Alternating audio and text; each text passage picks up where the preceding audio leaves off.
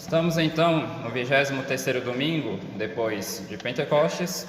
Eu gostaria de então aproveitar dessa ocasião para falar sobre a oração mental. É interessante, Santo Afonso nos conta que Santa Teresa d'Ávila dizia que se ela pudesse, ela subiria em uma montanha para gritar de forma que todas as pessoas da terra pudessem escutar: rezem, rezem, rezem. Mas quando ela fala de oração, ela está falando da oração mental. Uma outra passagem importante de Santa Teresa d'Ávila, ela nos diz que quando uma pessoa para de rezar, mas aqui ela está se referindo à oração mental, o contexto nos mostra isso, quando a pessoa deixa de lado a oração mental, ela está pulando no inferno sem a ajuda do demônio. Ou seja, um dos primeiros esforços do demônio para parar o progresso de uma pessoa na vida espiritual é fazer ela, por um lado, ou abandonar a oração mental, ou por outro, fazer com que a pessoa faça essa oração de qualquer jeito, de forma que ela não possa produzir frutos nessa oração. E se nós observamos, sobretudo aqueles santos que foram diretores espirituais, todos eles, sobretudo aqueles que colocavam a virtude da caridade no coração da vida espiritual, todos eles insistiam que a oração é o primeiro passo que nunca mais deve ser deixado. Ou seja, a partir do momento que a pessoa quer servir a Deus, a primeira coisa que ela deve fazer é aprender a rezar bem.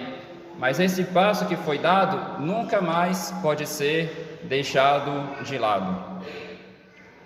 Então, primeira coisa, devemos saber que é extremamente importante rezarmos, mas rezarmos de verdade, ou seja, fazermos a oração mental, até mesmo porque a oração mental ela vai influenciar todas as nossas outras orações. É óbvio que quando uma pessoa começa a rezar bem mentalmente, as orações vocais dela ganham bastante com isso. Mas, se por um lado devemos começar a praticar a oração mental, por outro, devemos sobretudo ser fiéis. Claro, não irei falar aqui só sobre a importância da oração mental, mas gostaria de apresentar um passo importante, porque muitas pessoas, quando vêm se queixar da dificuldade para rezar mentalmente, dizem que não sabem direito como fazer. E isso é uma dificuldade que desde muito tempo, diria mesmo desde muitos séculos, encontramos, porque se não for assim, São Francisco de Sales não teria escrito um método para tentar ajudar as pessoas a praticarem oração mental. 2 séculos depois, Santo Afonso fez a mesma coisa e assim por diante. Parece que em todas as épocas as pessoas têm uma certa dificuldade para praticarem oração mental. Então aqui irei apresentar algumas dicas para entendermos como que deve funcionar essa oração mental. Obviamente, a oração mental não se resume ao que eu irei dizer aqui, mas esses pontos em particular parece que as pessoas apresentam uma grande dificuldade. Então, primeira coisa, que tipo de pensamento eu devo ter na oração mental? Que tipo de reflexão? Porque algumas pessoas, elas pensam que fazer meditação é ter uma imaginação fértil. Não é isso. Às vezes a pessoa pensa: nossa, padre, eu estou lá, eu paro para rezar, eu tento ficar imaginando Jesus na cruz, fico meia hora tentando fazer isso, não consigo, então eu não consigo fazer a meditação direito. Meditação não é ter boa imaginação, não é a mesma coisa. Uma pessoa pode muito bem passar o tempo sem conseguir imaginar nada e tirar bons frutos dessa meditação. A meditação, na verdade, o que ela vai fazer então? Ela vai unir duas coisas. Por um lado, a reflexão e por outro, a oração. Claro, estou fazendo essa distinção aqui para facilitar a compreensão da coisa, mas comecemos por esse aspecto da reflexão. A primeira coisa que a oração mental nos convida a fazermos é uma reflexão sobre alguma coisa que a fé nos apresenta. Mas o que a fé nos apresenta? A fé nos apresenta o ponto de vista de Deus sobre algum assunto. Porque Deus, quando nos fez a sua revelação de tudo aquilo que Ele quis nos revelar, ele nos fez conhecer o ponto de vista dele nas coisas. Então, um exemplo que eu gosto de dar bastante, imaginemos a questão das cruzes. Antes de nosso Senhor nos ter revelado o valor da cruz, como será que as pessoas olhavam para as cruzes e os sofrimentos da vida? Talvez enxergavam simplesmente como uma coisa ruim. Algumas pessoas tentavam tirar algum proveito, isso deve servir ao menos para a formação do caráter, mas a partir do momento em que nosso Senhor veio, morreu por nós e nos ensinou tudo aquilo que nós recebemos dele hoje por meio da igreja, nós temos um outro ponto de vista para analisarmos o que é uma cruz, o valor das cruzes. Então, por causa da fé, nós sabemos que as cruzes vão ter uma recompensa no céu, ou seja, eu estou refletindo em um assunto a partir do ponto de vista que a fé me proporciona. Então, tem uma história que Santo Afonso conta também, de Santa Teresa d'Ávila. Ele diz que quando Santa Teresa morreu, logo depois ela apareceu para uma freira que conviveu com ela no convento e disse para ela que se ela pudesse voltar para a terra para fazer uma coisa, ela voltaria para sofrer mais, a fim de receber no céu o prêmio que Deus reservou para os que sofrem por seu amor. Então, para aplicarmos essa questão na meditação, quando a pessoa tem acesso a esse tipo de assunto, esse assunto convida a pessoa a refletir, ou seja, ela está olhando como que Deus olha para as cruzes. Então ela está vendo que Deus, ele vai recompensar essas cruzes. Então ela vai começar a refletir como que a minha vida está diante de tal coisa. Ou seja, eu vejo uma Santa Teresa d'Ávila que ela diz que se ela pudesse voltar para a terra, ela voltaria só para sofrer mais. Então, eu estou olhando para esse ponto de vista de Deus sobre o assunto das cruzes e depois disso vou lançar um olhar introspectivo. Como será que eu estou carregando as minhas cruzes?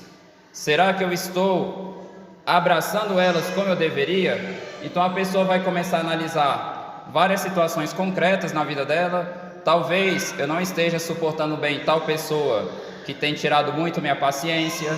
Talvez eu precise olhar para essa situação com olhos de fé, com uma fé mais profunda. Ou seja, talvez eu precise olhar mais para essa situação com os olhos de Deus. Então a pessoa, a partir desse assunto, as cruzes, o que ela vai tentar fazer? Adaptar a vida dela a essas luzes que ela teve por causa da fé. Um outro exemplo, talvez muito concreto, muito recente, digamos que quando eu comecei a falar aqui da importância da meditação, algumas pessoas começaram a pensar, nossa, eu estou muito negligente na questão da minha oração mental. Então a partir disso a pessoa já começa a tirar disso um propósito, ou seja, eu preciso ser mais diligente, preciso ser mais fiel. Mas por que isso aconteceu? Porque de alguma forma vocês tiveram acesso a um conteúdo da fé. Aqui eu estou falando da necessidade da oração. Então essas coisas nos fazem ver o ponto de vista de Deus. A partir dessas luzes que a fé nos dá, nós devemos fazer uma reflexão para, ao menos, os primeiros passos da vida espiritual consistem sobretudo nisso, para a partir disso tomar decisões práticas, concretas. Um aspecto interessante também, vou dar um outro exemplo para que fique ainda mais concreto. Muitas pessoas, quando, por exemplo, tiveram acesso a toda essa questão da modéstia, então, muitas mulheres conheceram isso, digamos, de uma forma tardia em suas vidas. Então isso quer dizer que a partir de um certo momento na vida delas, elas tiveram acesso, talvez por causa de uma pessoa que explicou algo para ela, por causa de algo que ela viu, por causa de um sermão que escutou, enfim, mas em algum momento na vida delas, essa pessoa teve acesso ao ponto de vista de Deus sobre essa questão da vestimenta. Ou seja, elas enxergaram como que Deus enxerga essa questão da modéstia. e a partir desse conhecimento do ponto de vista de Deus sobre o assunto, a pessoa buscou adequar a vida dela ao olhar de Deus. Ou seja, por um lado, a pessoa viu que Deus quer que as pessoas se vistam modestamente, então ela foi vendo todos os motivos, porquê, questão da castidade, questão da caridade com o próximo, questão também de respeito a Deus, porque nosso corpo é templo do Espírito Santo, enfim, a pessoa teve acesso a esse ponto de vista de Deus sobre o assunto da modéstia, e ela buscou adequar a vida dela a isso. Então, finalmente, não só ela refletiu, mas ela tomou uma decisão prática. A partir de agora, eu vou viver modestamente. Então, muitas pessoas, de certa forma, fizeram esse primeiro processo, esse primeiro passo da oração mental, no momento de tomar a decisão de se vestirem modestamente, e nem sabiam, porque isso é um aspecto da meditação. Quando a pessoa separa um tempo para meditar, ela faz a mesma coisa, mas de acordo com o assunto próprio, separado para aquele momento. Então, o que pode servir para nós de matéria para meditação? Qualquer coisa que nos apresente essa visão de Deus sobre as coisas. Então, por exemplo, a pessoa pode, quando ela separar talvez 20 a 30 minutos para fazer uma meditação, ela pode separar em 3 pontos. Talvez o primeiro ponto, ela vai se dedicar em refletir sobre um assunto de algum sermão que chamou muito a atenção dela. Então ela percebe que aquele assunto tem muito a ver com uma necessidade particular dela, então ela vai separar 10 minutos desse tempo geral da meditação dela, só para refletir em tal ponto de um certo sermão que chamou muita atenção dela. Aí vamos supor também que o segundo ponto da meditação, ela vai separar só para refletir em uma ou 2 frases do Evangelho que tem chamado muito a atenção dela recentemente. Ou então, e aqui seria, por exemplo, o Conselho de Santa Teresa d'Ávila, ela vai pegar um livro e, de acordo com a leitura, ela vai tentando refletir a partir das ideias que essa leitura traz para ela. Ou seja, o importante aqui não é tanto saber qual instrumento, o importante é saber que eu devo fazer esse processo de reflexão. Então a pessoa pode usar como instrumento para realizar esse processo de reflexão um sermão, algum bom conselho que escutou, uma frase do Evangelho, um episódio da vida de um santo, enfim, qualquer coisa que faça ela ver o ponto de vista de Deus em algum assunto. Então, por exemplo, vamos supor que a pessoa está com grandes dificuldades com a humildade. Então ela leu, durante a semana, por acaso, alguns episódios da vida de um santo que mostram como que ele suportou com humildade certas humilhações. Então, ela vai tentar refletir sobre como que a vida dela está em comparação com aquilo que a vida dela deveria estar em relação à questão da humildade. Então, as pessoas esquecem, justamente quando se trata da oração mental, muitas vezes desse processo de reflexão que não é uma coisa surreal. A princípio, é uma coisa bem simples, mas o importante é, sobretudo, que isso possa, por um lado, estar de acordo com uma necessidade da pessoa e, por outro lado, de acordo também com uma vontade firme de viver a vontade de Deus. Então é interessante esse aspecto da necessidade da pessoa, porque muitas vezes as pessoas pegam livros de meditação que apresentam assuntos que não têm nada a ver com a situação presente delas. Então, por exemplo, qual sentido isso, que eu estou falando do próprio Papa, São Gregório Magno já falava, claro, com outras palavras no contexto dele. Então imagina uma pessoa que pega para meditar sobre a importância de usar bem dos bens terrenos que tem, no sentido de dar dos seus bens para os pobres, mas a pessoa ela não tem uma situação econômica muito boa, então não faz sentido para ela refletir sobre uma situação própria para pessoas que têm uma situação melhor, ao invés dela estar refletindo coisas que seriam mais de acordo com a sua necessidade presente. Ou então, a pessoa começar, às vezes um jovem solteiro, claro, aqui pode ter também um aspecto de estudo, mas um jovem começar a refletir sobre algumas virtudes de pessoas casadas, ao invés de estar refletindo em coisas mais necessárias para ele aqui e agora. Então a pessoa precisa saber também escolher temas para a meditação mais adaptados às suas necessidades. Então por isso vale muito a pena também prepararmos, por assim dizer, as nossas meditações do dia seguinte, nem que seja rapidamente pensando, vou pensar em 3 pontos ou algo do tipo. Claro, não é transformar a vida de oração num sistema muito calculado, não é disso que se trata, mas apenas algumas dicas para que sejamos mais inteligentes no momento de escolhermos a nossa meditação, porque às vezes a pessoa pega um livro de meditação que para cada dia tem um tema diferente, então em um dia tem um tema que tem tudo a ver com a necessidade presente dela, mas no outro um tema que não tem nada a ver, então ela começa a ler aquilo, ela sente bastante tédio em continuar lendo, então por isso pouco a pouco vai abandonando a meditação. Então, enfim, esse primeiro passo seria a reflexão sobre um conteúdo da fé, mas uma reflexão inteligente, ou seja, algo realmente adaptado à nossa necessidade.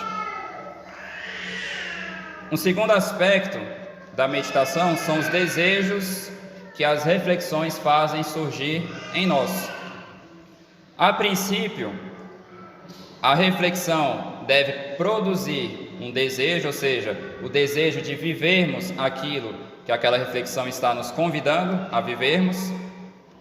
E esse passo não deve ser negligenciado, porque, como eu disse no início, a oração mental tem 2 aspectos, o aspecto de reflexão e o aspecto de oração, pedido. Mas, como nos explica São Tomás, os nossos pedidos, eles estão lá para interpretar os nossos desejos. Então, por exemplo, quando eu peço para alguém um copo de água, esse pedido, digamos assim, poderia me dar um copo de água, por favor? Esse pedido está interpretando um desejo meu. E que desejo é esse? O desejo de saciar uma sede que eu tenho. Então a reflexão, normalmente, ela vai fazer brotar certos desejos em nós, mas a gente não pode parar no desejo. Ou seja, a reflexão vai nos fazer termos sede. Mas se eu fico só sedento, eu não terei realizado todo o processo necessário da meditação. Então, não adianta nada a pessoa ter sede se ela não tiver algo para saciar essa sede. Então, a reflexão, ela faz brotar em nós essa sede, e nós devemos saciar essa sede com a oração, ou seja, com os pedidos que nós fazemos para Deus. Então, é como podemos imaginar aqui a samaritana que se colocou aos pés de Nosso Senhor, ali ao lado do poço, e ela pediu para Nosso Senhor aquela água que ele estava querendo oferecer para ela. Então a mesma coisa, às vezes a meditação nos convida a nos colocarmos aos pés de Nosso Senhor para uma coisa em particular, e nós devemos pedir a Nosso Senhor que sacie essa nossa sede. Então, por exemplo, retomando o que já disse, vamos supor que a pessoa, escutando o que eu disse, começou a refletir: nossa, de fato eu preciso ser mais fiel na minha vida de oração, de fato eu preciso me empenhar mais em rezar bem, em praticar com fidelidade a oração mental. Isso é um desejo que a reflexão fez brotar em vocês. Mas basta ter o desejo? Não, porque isso é só ter sede. É preciso completar esse desejo com oração, ou seja, pedir para Nosso Senhor essa graça de rezar bem, pedir para Nosso Senhor essa graça de sermos fiéis na oração mental, de fato pedir para Ele que sacie todos esses santos desejos que talvez o sermão fez brotar em vocês, ou então alguma boa leitura e assim por diante. Então é por isso que São Bernardo de Claraval dizia: nós devemos subir para o céu pela escada da meditação e da oração.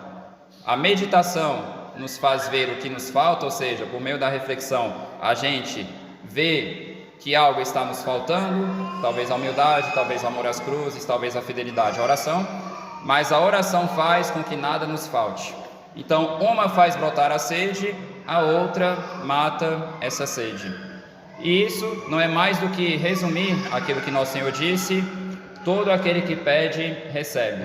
Nosso Senhor não disse todo aquele que deseja, que a pessoa pode ficar desejando a vida inteira muitas coisas e nunca pedir para Deus, mas nosso Senhor nos disse: todo aquele que pede, recebe.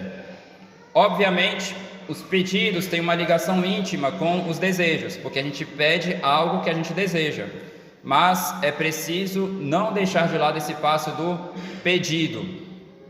Então a pessoa precisa de mais fé, ou seja, enxergar mais a mão de Deus nas coisas, então ela precisa pedir isso para nosso Senhor. A meditação, o que ela vai fazer? Vai intensificar talvez esse desejo, porque uma coisa que a pessoa quer muito, ela pede muito. Por quê? Porque esse desejo é muito grande. Imaginemos, por exemplo, uma criança que vai chegando o Natal, ela passou o ano inteiro pensando em tal presente, e na medida que o Natal se aproxima, ela pede com tanta insistência para a mãe, que às vezes a mãe acaba cedendo, o que não é uma boa tática de educação, diga-se de passagem, mas a mãe acaba cedendo, que ela não aguenta mais ver a filha pedir tanto. Mas por que a filha pede tanto nesse caso? Porque o desejo dela em ter aquela coisa é muito grande. Então, uma pessoa, dependendo da diligência que ela tem em meditar algumas coisas, ou seja, em refletir sobre certos assuntos, essa reflexão vai fazer brotar nela um desejo tão grande daquilo, que ela não vai cessar de pedir para nosso Senhor que sacie essa sede enorme que ela sente em obter aquele bem, até o momento em que ela obter essa graça. Então, por isso, muitos santos passavam muito tempo pedindo a mesma coisa para nosso Senhor. Quantos santos passaram anos pedindo a humildade? Quantos santos passaram anos pedindo a paciência nas cruzes? Quantos santos passaram anos pedindo tantas e tantas virtudes? Quantos santos passaram anos pedindo a santidade? E assim por diante. Então, todo aquele que pede, recebe.